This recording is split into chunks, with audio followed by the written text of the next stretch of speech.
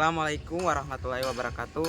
Halo teman-teman, perkenalkan nama saya Asri Nurmi dengan nomor MPM 02272411124. Nah, di video kali ini kita akan membahas topik yang sangat menarik, penting dan sangat relevan dengan perkembangan ekonomi Indonesia, yaitu tantangan dan peluang dalam keuangan dan perbankan syariah. Mengapa topik ini sangat penting? Karena Indonesia merupakan negara dengan penduduk muslim terbesar di dunia. Kondisi ini seharusnya membuka pintu besar bagi perkembangan ekonomi dan keuangan syariah. Namun kenyataannya walaupun berkembang bangsa pasar keuangan syariah masih relatif kecil jika dibandingkan dengan perbankan konvensional. Nah, untuk itu pada materi ini kita akan membahas secara singkat dan lengkap. Yang pertama itu latar belakang perkembangan keuangan syariah. Nah, dan yang kedua ada kondisi teknik industri, dan yang keempat tantangan besar bank internal maupun eksternal, dan yang keempat itu peluang yang sangat besar untuk masa depan, dan yang kelima peran regulator, dan yang keenam strategi pengembangan, dan yang ketujuh arah masa depan ekonomi syariah. Nah, mari kita mulai pembahasannya. Kita masuk ke latar belakang keuangan dan perbankan syariah di Indonesia. Nah, teman-teman, untuk memahami tantangan dan peluangnya, kita perlu mengetahui bagaimana perkembangan lembaga keuangan syariah di Indonesia.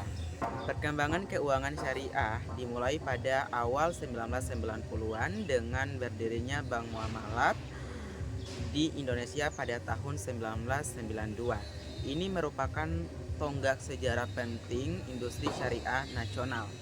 Sejak saat itu, keuangan syariah berkembang menjadi ekosistem besar yang mencakup Bank Umum Syariah, Unit Usaha Syariah atau BPRS, dan asuransi syariah, pasar modal syariah, pegadaian syariah, koperasi syariah, dan fitness syariah. Nah, lembaga zakat dan wakaf produktif juga ada, teman-teman. Namun perkembangannya tidak mulus. Setiap fase pertumbuhan menghadapi tantangan struktural, mulai dari regulasi yang belum matang, SDM yang terbatas, hingga penyediaan produk halal yang belum terintegrasi. Dengan mengetahui sejarahnya, kita bisa memahami bahwa tantangan yang ada saat ini bukan muncul tiba-tiba, melainkan hasil dari perjalanan panjang industri syariah. Oke, kita lanjut. Yang kedua, kondisi teknis keuangan dan perbankan syariah. Nah, sebelum membahas tentang tantangan dan peluang, kita perlu mengetahui kondisi aktual. Nah, yang pertama itu ada bangsa pasar masih kecil. Nah, jadi teman-teman, meski penduduk muslim mayoritas, bangsa pasar bank syariah masih berada di sekitaran 7-8% dari total industri keuangan. Artinya 90% lebih masyarakat Indonesia masih memakai layanan konvensional. Nah, dan yang kedua itu ada pertumbuhan aset syariah tinggi. Nah, walaupun kecil secara bangsa pasar, bank syariah memiliki pertumbuhan aset yang lebih cepat dibandingkan bank konvensional. Namun, angka pertumbuhan ini belum cukup untuk mengejar gap yang besar. Nah, dan yang ketiga itu ada konsolidasi dan spin-off. Nah, bank syariah sedang masuk di fase baru. Nah, UUS wajib melakukan spin-off.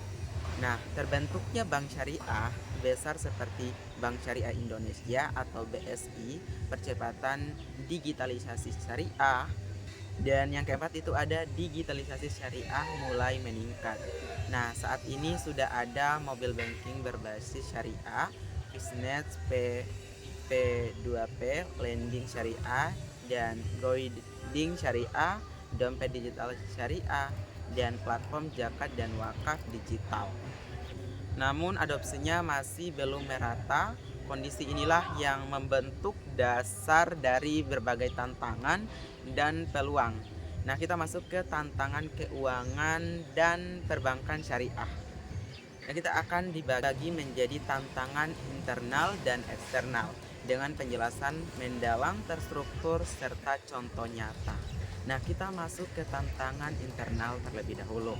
Nah, tantangan internal adalah tantangan yang berasal dari dalam tubuh industri syariah itu sendiri, teman-teman. Yang pertama itu ada skala usaha relatif kecil. Nah, masalah fundamental. Nah, bank syariah memiliki modal dan aset yang jauh lebih kecil dibandingkan bank konvensional besar. Dampaknya teman-teman itu jaringan kantor lebih sedikit, ATM dan layanan fisik kurang, kemampuan ekspansi terbatas, dan produk sulit bersaing, teknologi digital lebih lambat berkembang. Nah, ini adalah hambatan struktural terbesar. Nah, kita masuk yang kedua, ada SDM belum memadai. Nah, jadi teman-teman, keuangan syariah membutuhkan SDM dengan 3 kompetensi. Yang pertama itu keuangan, teknologi, dan fikih muamalah. Namun sebagian besar SDM hanya menguasai salah satunya. Dampak kekurangan SDM, produk syariah tidak inovatif, penjelasan kepada nasabah kadang keliru, penyusunan akad kurang efisien, proses pembiayaan berbelit. Nah, ini membuat masyarakat merasa bank syariah lebih lambat. Nah, masuk ke ketiga, kompleksi akad syariah. Nah, produk syariah melibatkan variasi objek, penilaian barang, pembiayaan berbasis aset, proses yang lebih panjang, dokumen syariah lebih banyak. Nah, kita masuk ke contoh. Nah, pada akad murabaha, bank harus membeli barang dulu atau memastikan barang tersedia. Ini berbeda dengan kredit konvensional yang cukup memberikan dana. Kesan ribet ini menjadi tantangan besar. Dan yang keempat itu ada keterbatasan produk inovatif. Nah, produk inovatif tadi, produk yang syariah sering dianggap mirip produk konvensional, kurang praktis, kurang variatif, tidak sesuai kebutuhan milenial. Contohnya, kartu kredit syariah masih kurang populer, pembiayaan startup syariah masih minim, instrumen investasi syariah belum sebanyak konvensional. Nah, kita masuk ke yang kelima, infrastruktur teknologi belum setara. Nah, teman-teman, digitalisasi sudah dimulai tetapi aplikasi mobil belum selengkap bank digital. Fitur pembiayaan tertinggal, teknologi fitness syariah belum matang, regulator belum mengatur penuh inovasi digital syariah.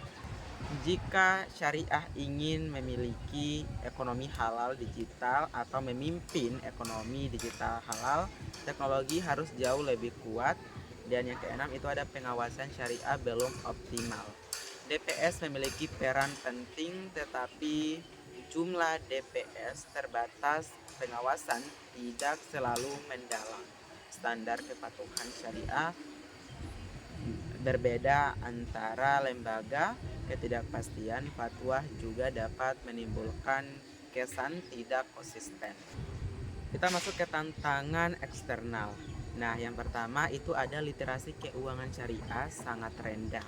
Nah, teman-teman, banyak masyarakat masih belum memahami perbedaan bunga PS bagi hasil akad murabaha. Ada juga akad musyarakah, akad ijarah, dan konsep resiko syariah. Sebagian masyarakat masih beranggapan bank syariah sama dengan bank konvensional yang diganti nama saja. Ini menjadi hambatan terbesar untuk pengembangan nasabah. Dan yang kedua itu ada persepsi bahwa syariah hanya untuk kaum muslim. Padahal teman-teman, syariah itu universal atau tidak terbatas, tetapi persepsi publik membuat nasabah non-muslim enggan bergabung, investor non-muslim kurang tertarik, dan segmen pasar mengecil. Padahal negara seperti Malaysia memiliki banyak nasabah non-muslim yang menggunakan bank syariah. Dan yang ketiga itu ada persaingan ketat dengan bank konvensional. Nah, jadi bank konvensional dan jaringan luas, misalnya bank konvensional, jaringan luas, modal besar, teknologinya lebih canggih, SDM banyak, inovasi cepat. Sedangkan bank syariah harus mengejar dengan sumber daya yang jauh lebih kecil. Nah, dan yang keempat itu ada ekosistem halal nasional belum kuat. Nah, jadi keuangan syariah membutuhkan sistem logistik halal, sertifikasi halal cepat, UMKM halal, dan industri pariwisata halal, farmasi halal, atau obat halal. Karena ekosistem belum matang, bank syariah kesulitan mendukung pembiayaan secara menyeluruh. Dan yang kelima itu ada kesenjangan digital. Nah, ternyata kesenjangan digital tidak semua masyarakat siap dengan mobil banking syariah atau QRIS syariah, fitness syariah, pembiayaan berbasis aplikasi. Di banyak daerah literasi digital masih rendah. Nah, dan yang keenam itu ada regulasi masih terus berkembang.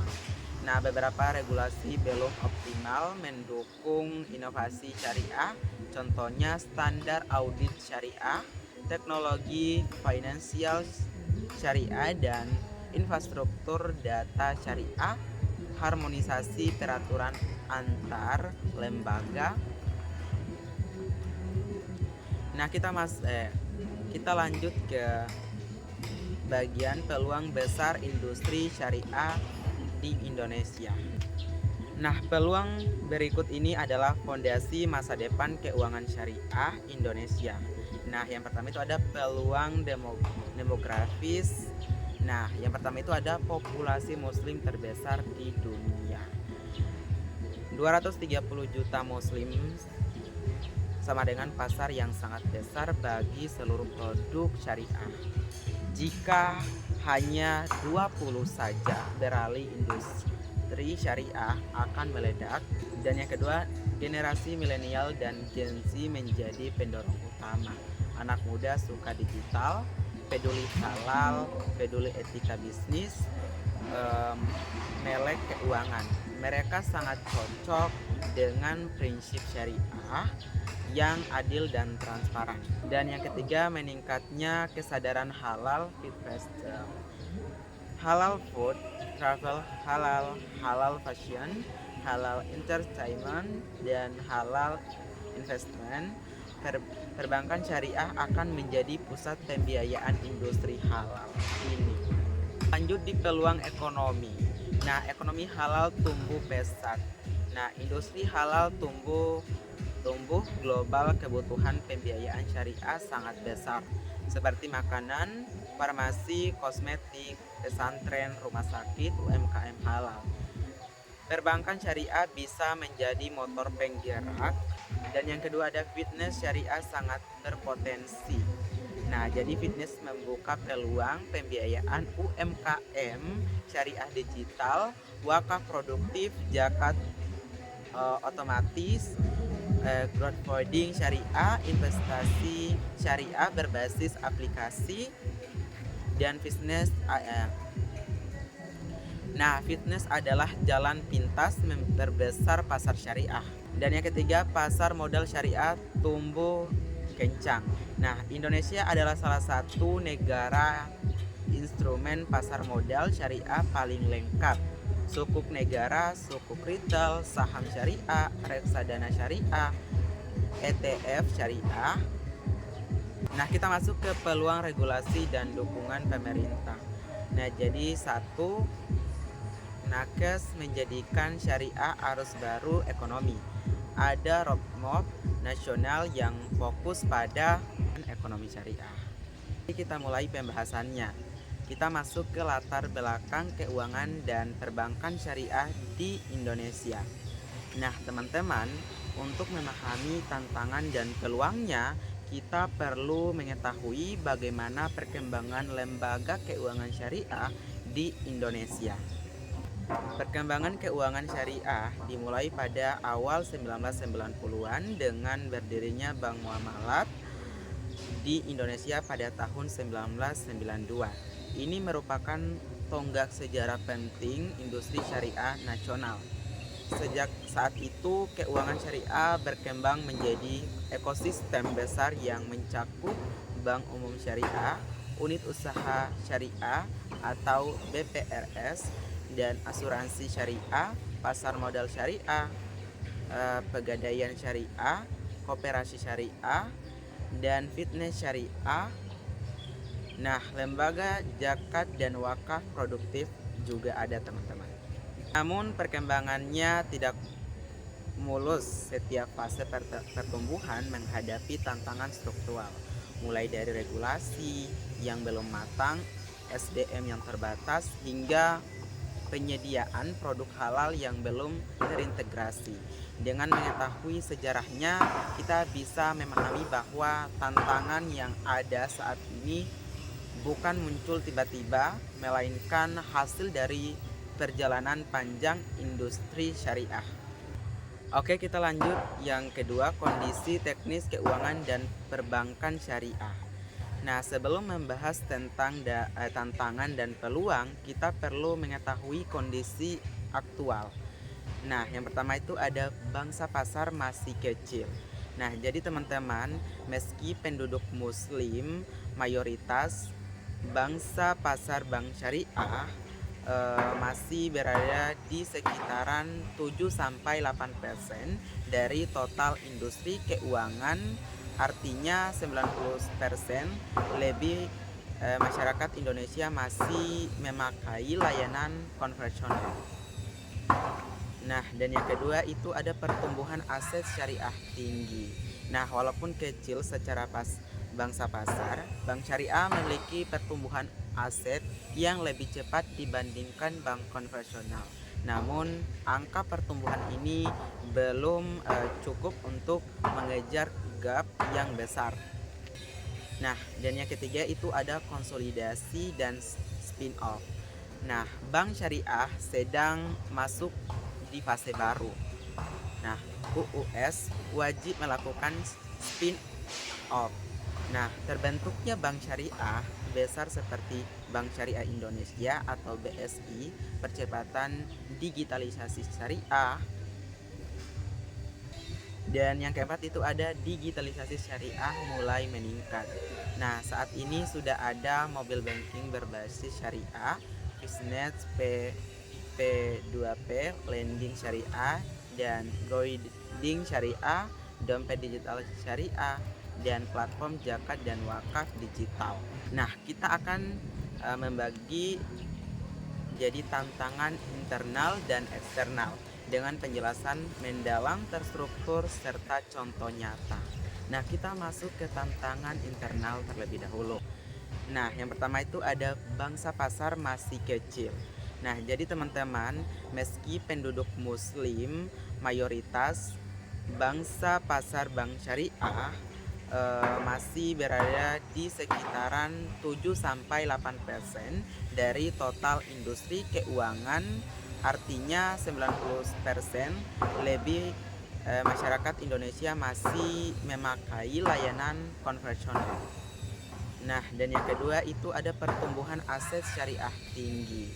Nah, walaupun kecil secara bangsa pasar, bank syariah memiliki pertumbuhan aset yang lebih cepat dibandingkan bank konvensional. Namun, angka pertumbuhan ini belum cukup untuk mengejar gap yang besar. Nah, dan yang ketiga itu ada konsolidasi dan spin-off. Nah, bank syariah sedang masuk di fase baru. Nah, UUS wajib melakukan spin spin-off. Nah, terbentuknya bank syariah besar seperti Bank Syariah Indonesia atau BSI, percepatan digitalisasi syariah. Dan yang keempat itu ada digitalisasi syariah mulai meningkat. Nah, saat ini sudah ada mobile banking berbasis syariah, Bisnet P2P, lending syariah, dan Goiding syariah, dompet digital syariah, dan platform zakat dan wakaf digital. Namun adopsinya masih belum merata. Kondisi inilah yang membentuk dasar dari berbagai tantangan dan peluang. Nah, kita masuk ke tantangan keuangan dan perbankan syariah. Nah, tantangan internal adalah tantangan yang berasal dari dalam tubuh industri syariah itu sendiri, teman-teman. Yang pertama itu ada skala usaha relatif kecil. Nah, masalah fundamental. Nah, bank syariah memiliki modal dan aset yang jauh lebih kecil dibandingkan bank konvensional besar. Dampaknya teman-teman itu jaringan kantor lebih sedikit, ATM dan layanan fisik kurang, kemampuan ekspansi terbatas, dan produk sulit bersaing, teknologi digital lebih lambat berkembang. Jadi teman-teman, keuangan syariah membutuhkan SDM dengan 3 kompetensi. Yang pertama itu keuangan, teknologi, dan fikih muamalah. Namun sebagian besar SDM hanya menguasai salah satunya. Dampak kekurangan SDM, produk syariah tidak inovatif, penjelasan kepada nasabah kadang keliru, penyusunan akad kurang efisien, proses pembiayaan berbelit. Nah, ini membuat masyarakat merasa bank syariah lebih lambat. Nah, masuk ke ketiga, kompleksi akad syariah. Nah, produk syariah melibatkan variasi objek, penilaian barang, pembiayaan berbasis aset, proses yang lebih panjang, dokumen syariah lebih banyak. Nah, kita masuk ke contoh. Nah, pada akad murabahah, bank harus membeli barang dulu atau memastikan barang tersedia. Ini berbeda dengan kredit konvensional yang cukup memberikan dana. Kesan ribet ini menjadi tantangan besar. Dan yang keempat itu ada keterbatasan produk inovatif.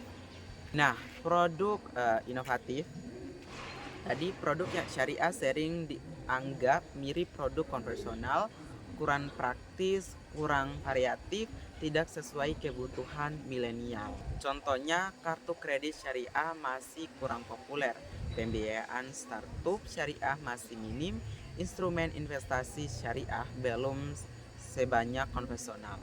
Nah, kita masuk ke yang kelima, infrastruktur teknologi belum setara. Nah, teman-teman, digitalisasi sudah dimulai tetapi aplikasi mobil belum selengkap bank digital. Fitur pembiayaan tertinggal, teknologi fitness syariah belum matang, regulator belum mengatur penuh inovasi digital syariah. Industri halal, keuangan syariah, dan sosial Islam UMKM syariah. Namun adopsinya masih belum merata. Kondisi inilah yang membentuk dasar dari berbagai tantangan dan peluang. Nah, kita masuk ke tantangan keuangan dan perbankan syariah. Nah, ada roadmap nasional yang fokus pada industri halal, keuangan syariah, dana sosial Islam, UMKM syariah. Dan yang kedua itu ada spin-off UUS. Setelah spin-off bank syariah, lebih mandiri, lebih inovatif, lebih fokus, lebih kuat memperdalam. Dan yang ketiga itu ada dukungan BI dan OJK. Nah, BI dan OJK mendukung modernisasi sistem pembayaran syariah, digitalisasi layanan syariah, penguatan audit syariah, dan program literasi nasional. Nah, kita masuk ke strategi pengembangan. Nah, yang pertama itu ada digitalisasi total layanan syariah, dan yang kedua penguatan SDM berkompetensi syariah, dan yang ketiga itu ada pengembangan produk inovatif, dan yang keempat itu ada kolaborasi bank syariah fitness, dan yang kelima itu ada literasi syariah besar-besaran, dan yang keenam itu ada integrasi industri halal nasional, dan yang ketujuh penurunan biaya operasional berbasis teknologi. Nah, kita lanjut ke bagian yang terakhir, yaitu kesimpulan. Nah, jadi teman-teman, keuangan dan perbankan syariah di Indonesia masih menghadapi banyak tantangan besar. Literasi rendah, skala kecil, teknologi tertinggal, dan persepsi masyarakat, namun peluangnya jauh lebih besar.